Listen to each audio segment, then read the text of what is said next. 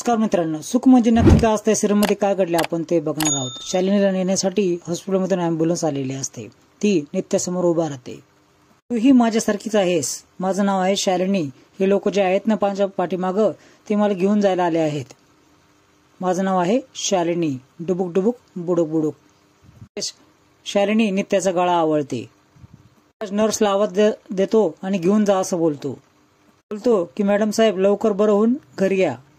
रडत असतो. त्याच्या वेळेस हा सर्व प्रकार कोणीतरी बघत असतो. मॅडम साहेब लवकरच बरं होऊन माझ्या समोर येतील असं तो नित्याला बोलतो.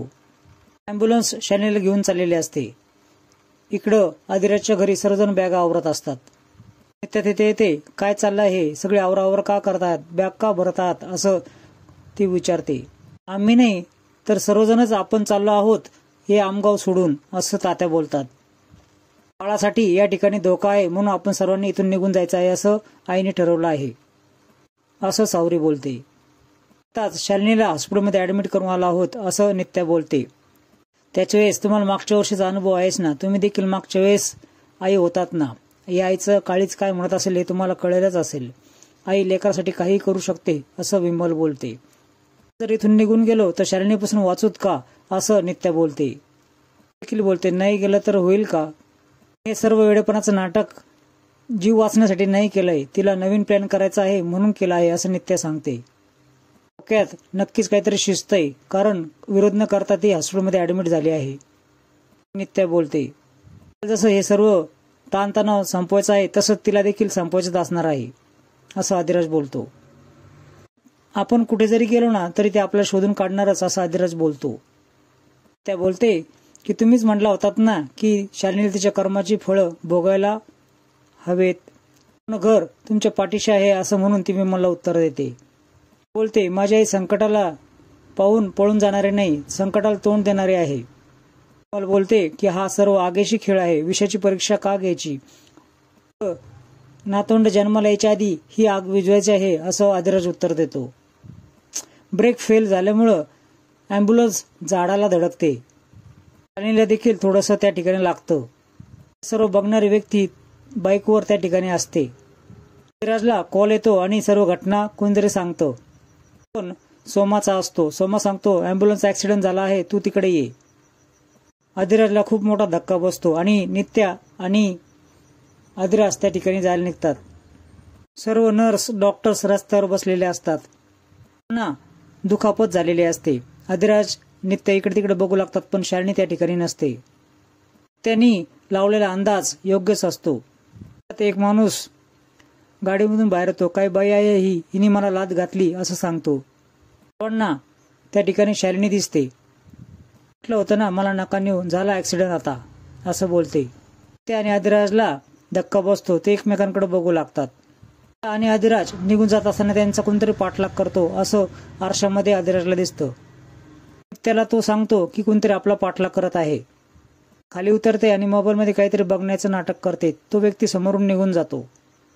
कोण हा व्यक्ती असेल, त्याचा आणि अँब्युलन्स ऍक्सिडेंटचा काही संबंध तर नसेल ना असं नित्य अंदाज व्यक्त करते.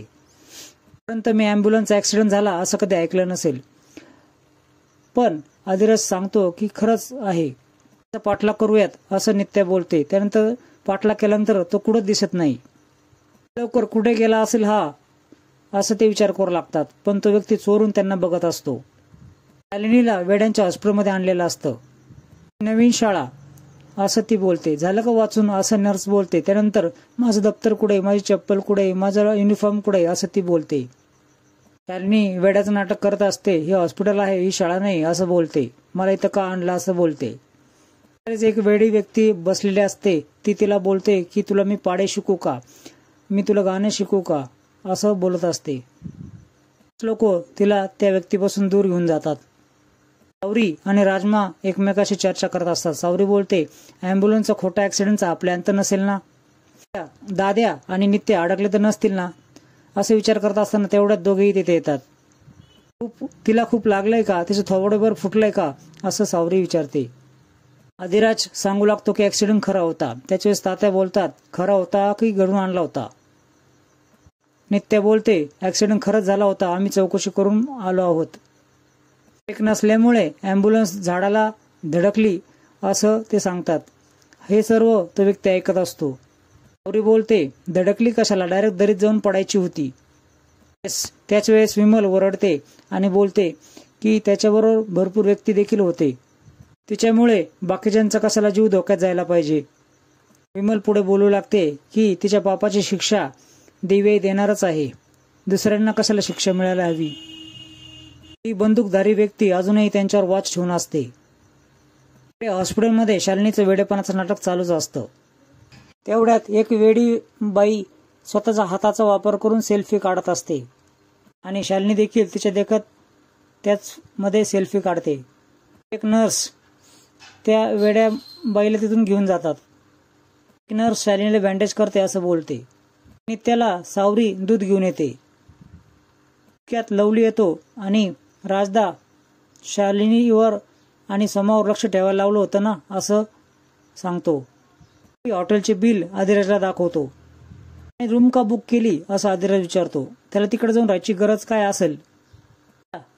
नित्या ती बिल बघते आणि सोमाज सोबत एक व्यक्ती अजून एक राहत आहे असं बोलते. आदिराज विचार करतो की हा दुसरा माणूस कोण असेल. त्याला नजर ठेवायला लावली आहे असं लवली सांगतो. व्यक्ती जर कळाली तर आपल्याला शालिनीला नाचवता येईल, हवं तसं त्याच्याकडून काम करून घेता येईल असं नित्या बोलते. लवली लवकर ती व्यक्ती कोण आहे असं शोधून काढ असं नित्या त्याला सांगते. मला अंधारात ठेवून हे सर्व शोधायचं आहे असं आदिराज सांगतो. काहीतरी मोठं षड्यंत्र शिजतंय, काहीतरी मोठा डाव करण्याचा प्रयत्न शालिनी करते असं नित्या अंदाज लावते. मित्रांनो, येणाऱ्या भागामध्ये तुम्ही बघणार आहात की नित्या आणि आदिराज देवी समोर येतात. ती सांगते, या फुलापैकी एक टोकरी उचल आणि त्या झाडाला नेऊन टाक. आदिराज तसं करतो तर आदिराज टाकताना त्या ठिकाणी फुलं न पडता माती पडते. त्याला आश्चर्य वाटते. तो पसरला ना डोळ्यासमोर, आता तेच तुम्हाला बाजूला करायचं आहे असं जोगतीने बोलते. त्याशिवाय दुसरी वाट कळणार नाही. व्यक्ती नित्य आदिराज यांचा पाठलाग करत असते. ती व्यक्ती शालिनीच्या हॉस्पिटलच्या बाहेर येते. व्यक्ती शालिनीला येऊन भेटतो. त्याला बघून खूप आनंद होतो. ती खुश होते.